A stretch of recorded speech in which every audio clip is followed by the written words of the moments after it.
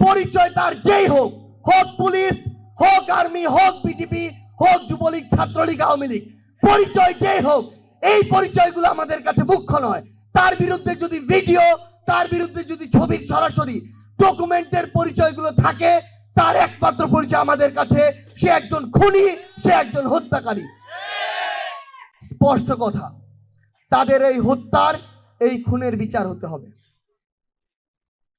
একটু আগে মাহিন বলে গিয়েছে যে ওই 15ই আগস্ট 1975-এ শেখ মুজিবুর রহমান এবং তার পরিবারের হত্যার সাথে জড়িত যারা ছিল, তাদের বিচারের জন্য যদি শেখ মুজিবুর রহমানের ডেড বডি উত্তোলনের প্রয়োজন না হয়, তাহলে এই 24-এর অভ্যুত্থানে খুনি শেখ হাসিনা তার হুকুমে এই বাংলাদেশে যাদেরকে গণহত্যা ঘটিয়েছে, যাদের জীবন নিয়েছে, তাদের বিচারের জন্য কেন তাদের লাশ উত্তোলন করতে হবে?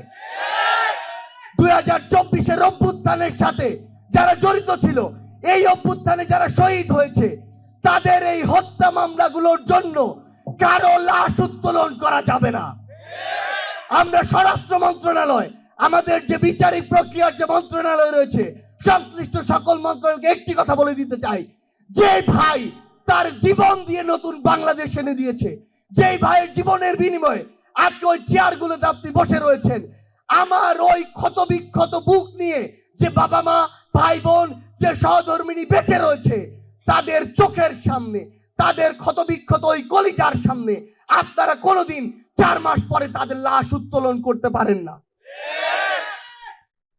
আমরা আমাদের জায়গা থেকে স্পষ্ট করে একটি কথা বলি, যারা এই গণহত্যার সাথে জড়িত ছিল, এই গণহত্যার সাথে জড়িত খুনি শেখ হাসিনা ও তার দোসর, হোক আওয়ামী লীগের, হোক যুবলীগের, হোক ছাত্রলীগের, তাদের যে দৃষ্টান্তমূলক শাস্তি, এই শাস্তি এই বাংলাদেশে নিশ্চিত করতে হবে।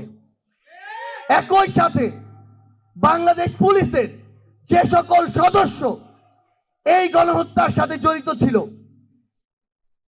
তাদের বিচারিক প্রক্রিয়ায় যারা আপনারা জড়িত ছিলেন না, আপনারা যদি সহযোগিতা না করেন, আপনারা যদি সেই মামলাগুলো সর্বশেষ রায় পর্যন্ত যাওয়ার জন্য সহযোগিতা না করেন, মনে রাখবেন তারা প্রত্যক্ষভাবে ওই খুনের সাথে জড়িত, আপনারা পরোক্ষভাবে ওই খুনের সাথে জড়িত হয়ে যাচ্ছেন। বাংলাদেশ পুলিশ এই প্রতিষ্ঠানটির উপরে বিশাল একটি কালিমা লেগে গিয়েছে। আপনারা স্বীকার করুন আর না করুন, এই কালো দাগ আপনাদেরকেই মুছতে হবে।